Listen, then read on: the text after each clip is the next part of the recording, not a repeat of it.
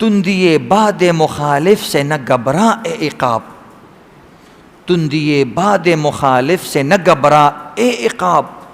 یہ تو چلتی ہے تجھے اونچا اڑانے کے لیے. کرام ټول انسانان په الله باندې ډیر ګران دي او الله ته خوښ دي، ځکه الله رب العزت د دې پیدایش کړی دی. دا ځان له خبره ده چې بعضې انسانان په امتحان کې فیل شي او کفر اختیار کی، شرک اختیار کی، گناه اختیار کی. پدې کې د الله قصور نشته، پدې کې د انسان خپل قصور دی. د خپلو بچو نه انسان د خیر تمه لري، خو یو بچی ظالم شي او بدخوا شي او د پلار دشمن شي، نو دې کې د پلار څه ګناه نه وي، دا د زوی خپل جهالت او نادانی ده. الله رب العزت وی ان الله لا يرضى لعباده الكفر، زما بندگانو زما تاسو سره کفر، ناشکری، گناهونه دا نه دي خوښ. خو چونکې الله انسان له اختیار ورکړی دی، نو د دې وجې نه څه ورته نه وایي، او د دغه اختیار په بنیاد باندې الله بیا د انسان رانیسي او سزا ورکوي، او د اختیار په بنیاد باندې چې نیک کار وکړي نو الله ولا دله ثواب ورکوي، نعمتونه ورکوي. ګینې په زور باندې الله په انسان باندې ښه کار کولی شي، خو الله وایي زه نه کوم. لا اکراه فی الدین، زما دین کې زبردستی نشته. بهرحال انسانان د الله خوښ دي،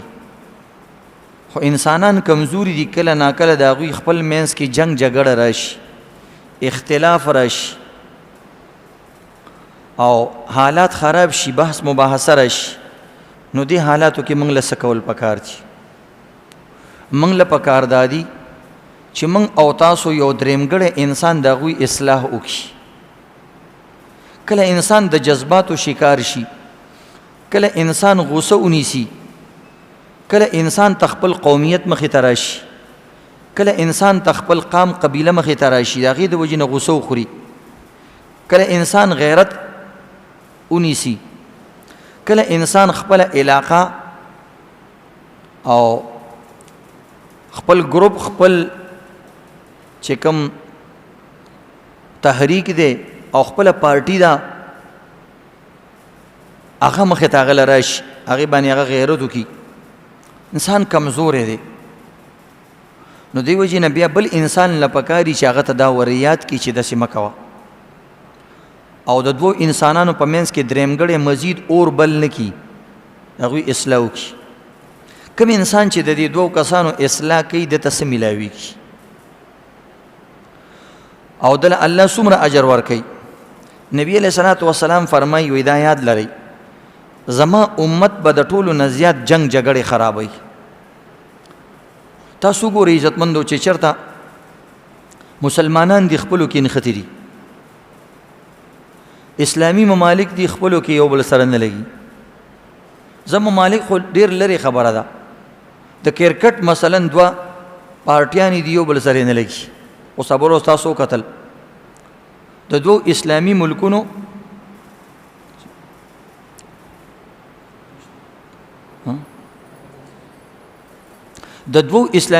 کرکټیان یو بل سره لاندې وتو او هغوی یو بل سره جنگ ته تیارو او د یو بل بېعزتي وکړه، او د هغې په سر کې عزتمندو بیا اسټیډیم کې ناس مسلمانانو د هغوی نه زیات یو بل بېعزتي وکړه. زه د لوبې دوران کې انسان جذباتو شکاري په ځان نه پوهېږي، یو انسان آوټ شي نو که بل ورته هسې وخاندي هغه له غوسه ورځي، نو هغه یو کس آوټ شو، هغه بل ورته وخندل یا یې کنځل وکړه یا یې څه بله خبره وکړه،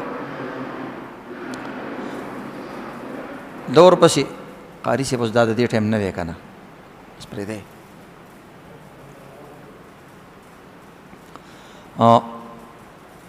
نو یو انسان غوسه شي بلو له تسلی ورکړي یا بلو د طرف نه ښه جواب ریسپانس میلاو شي نو ښه. نو دا ښه کار ونه شو، عزتمندو د مسلمانانو نوم په دنیا کې لاړو چې ګوره دا دواړه مسلمانان دي او یو بل ته ګواښونه کوي، غوسې کوي، یو بل باندې سترګې راوباسي. همدا سترګې د انسان په کافرانو روباسي که نه بیا پته ولګي او عمده عزتمند مقابله د انسان دشمن سره وکړي بیا پته ولګي عمده مقابله د خپل نفس چې کوم شیطان دی هغه سره دی وکړي خو زه یو دوه انسانان جذباتو د وجې نه هغه حالاتو د وجې نه داسې مجبوره شو چې هغوی یو بل سره څه بدې ردې وویلې نو دریم کس له پکار چې هغه بیا هغوی کې اصلاح وکړي نو د دې ډېر زیات ثوابونه دي نبي علیه السلام وایي زما د امت به بیخ به جنگ جګړې وباسي فساد ذات البین هی الحالقه خپل منځ کې فسادات کول دا به زما د امت بیخ وباسي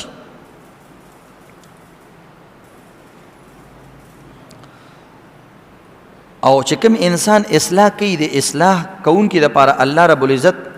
ډېر اجر او ثواب لرلی یو حدیث پاک کې راځي الا اخبرکم بافضل من درجة الصيام والصلاة سردار دو جهان وی زه درته داسې یو عمل وښیم چې هغه د روجو او د مونځ نه هم زیات ثواب لري قالو بلا صحابه ویل جی دا خو ډېره ښه خبره ده نبي علیه السلام وفرمایل قال اصلاح ذات البین د دوو سړو په منځ کې څه بدې راشي ته د هغوی اصلاح وکړي او یو بل کې د هغوی رورولي به حال کې دا ډېر لوی اجر لري دا د نفلی منځونو او د نفلی روجو نه زیات ثواب لري فإن فساد ذات البین هی الحالقه ځکه زما امت به دا فسادونه ډېر خرابوي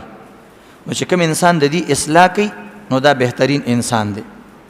بل ځکه نبی علیه الصلاة والسلام فرمای که دوه مسلمانان یو بل کې وران دي یا عام انسانان دي او دغه رنګې دوه کافران دي د هغوی هم که ته اصلاح وکړي او د هغوی خپل منځ کې هغه خپله رورولي بحال کې هغې باندې هم تا ته ثواب میلاوي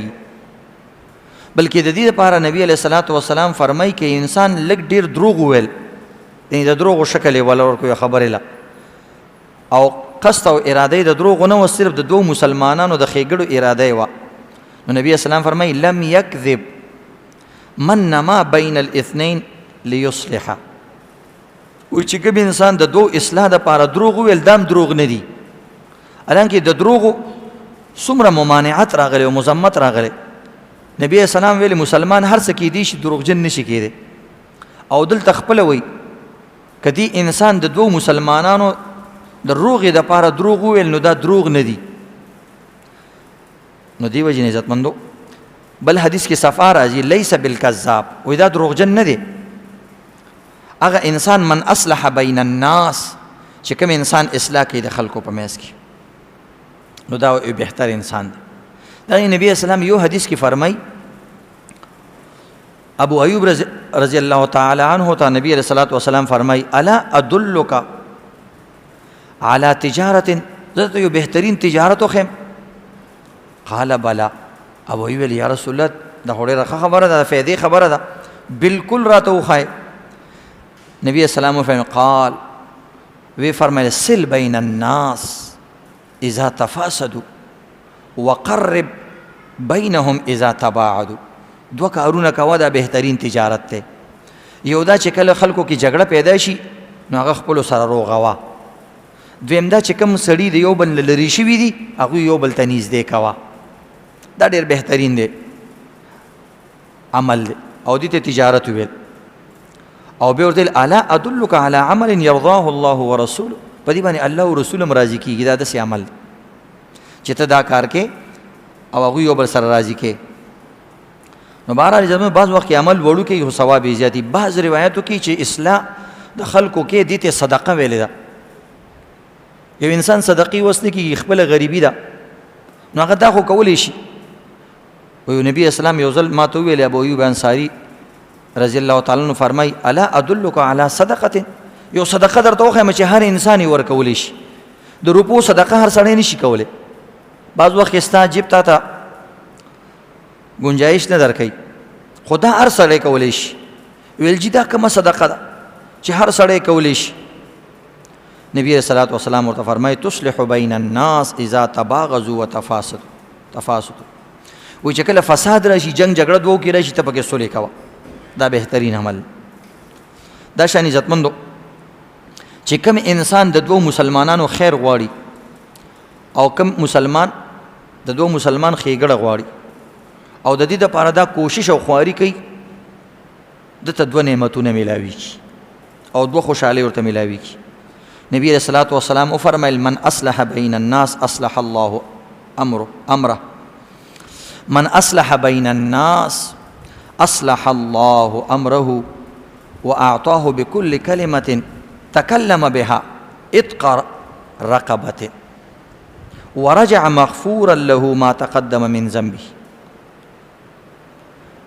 چې کوم انسان د چا د اصلاح کوشش کوي د دوه یا درې نعمتونه درته میلاویږي. یو دا چې الله د اصلاح کوي، بیا یو کار کې دا ګډوډ شي اخوا دې خوا شي، نو چې کوم انسان د بل کار سموي الله د کار سموي. او دویم دا دی الله رب العزت دله په هره خبره باندې چې دا د خلکو د اصلاح دپاره په منځ کې وایي الله ولا په یو جمله باندې او په یو خبره باندې د یو غلام د ازادېدلو ثواب ورکوي. یو خبره تا وکړه، بعضې کسان ډېر چالاکي، ډېر هوښیاراني، ډېر مخورزي او هغوی له الله ډېره ښکلې ژبه او ښکلې کلام گفتار ورکړی وي، نو هغوی چې یو خبره یو ځای کې وکړي د دوه مسلمانانو پې صلح راشي، نو دې یو سړي ته په دې یو خبره باندې یو جمله باندې د یو غلام د ازادولو او د ازادېدلو ثواب میلاویږي او د کارونه به الله سموي. او بیا وایي الله رب العزت په دې سره د ده مخکیني ټول ګناهونه معاف کوي. څوک چې د چا اصلاح کوي د هغه ګناهونه معاف کېږي. دا یو بهترین عمل دی عزتمندو. بل یو اهم خبره ده، جګړې څیزونه هر وخت راشي. تاسو ګورئ جنت کې آدم علیه السلام ابلیس سره وران شوی و. بیا چې آدم علیه السلام دنیا ته راغلی نو د هغه اولني دوه بچي چې پیدا شو هغه هم یو بل کې وران شو. بني اسرائیلو کې هم جګړې تېرې شوي دي. امت کې مې نبي علیه السلام وایي کوم ګناهونه چې بني اسرائیلو کړي زما امتیان به هم ټول کوي. خو عزتمندو یو انسان تا سره جنگ وکړو، جګړه یې وکړله، بحث مباحثه یې وکړله، بېعزتي دې وکړله، کنځل یې درته وکړو، رد بد یې درته وویل، خو سبا تا له رالو تا ته یې عذر وکړو، معذرت یې وکړو او ته آی ایم سوري او زه ډېر زیات خفه یم او عفوا معافي راته وکړه، بخشش راته وکړه او زه په ځان نه یم پوه شوی، بلډ پریشر بیمار یم یا جذباتو شکار شوم، پوه نه شوم په ځان باندې. نو بیا دې بل سړي له څه کول پکار دي؟ سردار دو جهان وایي دله معافي پکار ده. چې انسان تا ته پوزه کې غوسته، یو انسان خپیمانه شو، پشیمانه شو، ندامت اختیار کو، توبه کوي، سوري کوي او د زړه نه یې کوي، نو بیا دا معاف کول پکار دي. دومره تکبر او غیرت کې نه دي راتلل پکار. بعضې کسان دې وخت کې نو د دې باره کې یو حدیث کې نبي اسلام ډېره سخته جمله د داسې انسان په باره کې ویلې ده چې څوک د چا نه معافي غواړي او دا بل یې نه معاف کوي او هغه حقیقت کې معافي غواړي او دا یې نه معاف کوي، نو د داسې انسان په باره کې نبي علیه الصلاة والسلام ډېر د خفګان اظهار کړی. نبي علیه الصلاة والسلام فرمایي چې کوم انسان نه ومن من اتاه اخوه متنسلا فليقبل ذلك محقا كان او مبتلا. و چې چاله یو ورور رالی اگر چې هغه په حق او که په ناحق او خو تا باندې ظلم کړی، تا سره بدې کړی دی، خو اوس تا نه چې کوم دی معافي غواړي، عذر درته کوي، معذرت کوي، ننواتې باندې دله رالی جی بس ما معاف کا. او نبی علیه الصلاة والسلام یو سړی بیا هم دلته د غیرت شکار کیږي، فإن لم يفعل لم يرد علی الحوض. وی دا یاد لره چې دا انسان بیا هم دا بل نه معاف کوي، وی دا انسان به حوض کوثر باندې ما سره نه میلاویږي. ټیک ده که بالفرض د نورې نیکیانې زیاتي جنتي وي، جنت ته به ځي، خو حوض کوثر باندې به نبي علیه السلام سره ملاقات نه کیږي. نو عزتمندو د جنت نه خو لویه خوشحالي د حوض کوثر باندې سردار دو جهان سره ملاقات دی. ځکه د هغه پیغمبر دپاره موږ دومره قرباني ورکوو د هغه په سنت طریقو باندې، او د هغه پیغمبر د وجې نه موږ الله منو، ځکه موږ ته الله نبي علیه السلام ښودلی او د الله کتاب راته ښودلی. وایي داسې کس به چې کوم دی ما سره په حوض کوثر نه میلاویږي. او بعضو روایتو کې دا هم راځي، وایي د ده دومره ګناه ده من اعتذر الى اخیه المسلم فلم يقبل منه كان عليه ما على صاحب مکس. وایي دا دومره ګناهګار دی لکه د ټیکس والا سړی چې ګناهګاري، ظالمانه ټیکس ګناه ده او د هغې دپاره په حدیثو کې عذابونه راغلي دي. وی دا هم د دې ظالم ټیکس مقرر کولو والا یا بته مقرر کولو والا یا بدماشي چا باندې 100 روپۍ لګولي او بتخوري کوي وی په ده باندې په دې سړي باندې هم دقه شان ګناه ده. خو دا هغه صورت کې عزتمندو چې واقعي یو سړی د زړه نه تا ته اعتذار کوي، عذر کوي او واقعي خپوي، نو بس بیا معافي بهتره ده. بعض وخت یو انسان هغه هسې چرب زبانې وي، زباني جمع خرج کوي او هغه تا سره کیسه ختموي چې بس صرف سبا راته دا څه وایي نه چې په دې لاره مې پرېږدي د خپل ځان دپاره، سبا بیا کنځل کوي، بیا ردې بدې کوي، د هغه عادت دی. نو که هغه ته ظاهرا سړی وایي چې زه معافي نه کوم، نو دا جایز دي، ځکه که ته هغه معاف کوې نو دا هم ظالم سره مدد دی. مطلب دا دی چې هر چا سره کوه مړه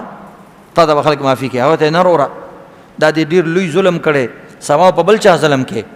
او ستا معامله الله سره ده. خو نه که سړی واقعي عذر معذرت کوي نو بیا هغه معاف کول پکار دي. غیرت کې نه راتل پکار. بعضې کسان دومره الټه پلټه جملې ووایي چې عزتمندو هغه چې کومه ګناه کړې ده د هغې نه زیاته ګناه د ده وشي، حالانکې ظلم هغه کړی و او تا دومره خبرې وکړلې چې د هغه نه هم زیات ګناهګار شي. بعضې کسان وایي که وایي الله مناله راولي نه دی معاف کوم، نو د دې جملې ویل ته څه ضرورت؟ قرآن ورته بعض خلک ونیسي، بعضې خلک قرآن لړه کي، بعضې قرآن له څپېړه ورکي، بعض وایي زه به کافر یم که د سره مې صلح وکړه، بعض وایي په ما باندې به ښځه خوري که ما د سره ده وکړه صلح وکړله. د دې جملو څه ضرورت دی؟ دا خو تا هغه سره بس څنګه چې هغه ظالم و ته هم ظالم شوي. دا یاد لرئ سړي ته چې زور ورکې بس خاموش شه ورته ویل نه وروره بس ستا معامله الله سره ده، دقه یو جمله وایه. په دې باندې انسان سخت یېرېږي، په کنځلو نه څوک نه یېرېږي چې کنځل یې دې وکړي نو خو تا بدله واغسته که نه. هغه ظلم کړی یو طریقې سره، تا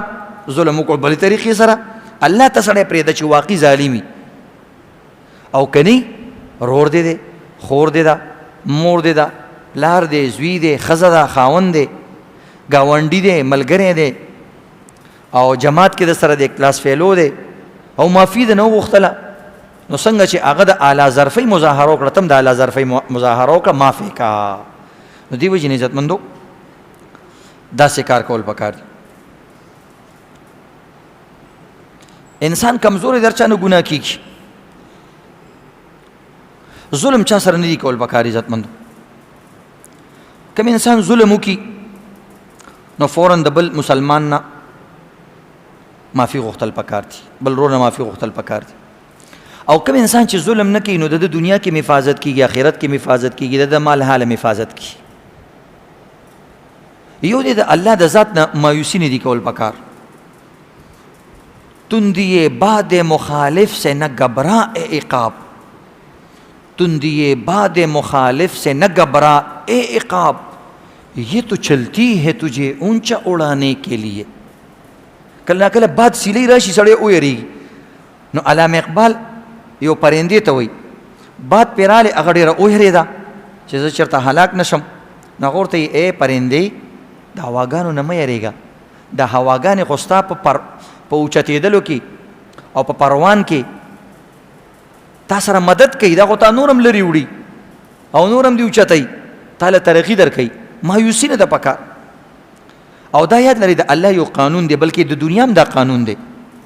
یو انسان هغه چا باندې اعتبار کوي چې هغه باندې څه سخت راولي، څه امتحان پې وکړي او هغه هغې کې کامیاب شي، بیا پې اعتبار کوي. ډایرکټ څوک چا باندې اعتبار نه کوي. دغه شان الله رب العزت هم په چا باندې چې سخته تیره کړي بیا پې رعایت راولي. ان مع العسر یسرا. نو د الله د در نه به نه امیده کېږي. دا خو ته به خپله قرباني او محنت کې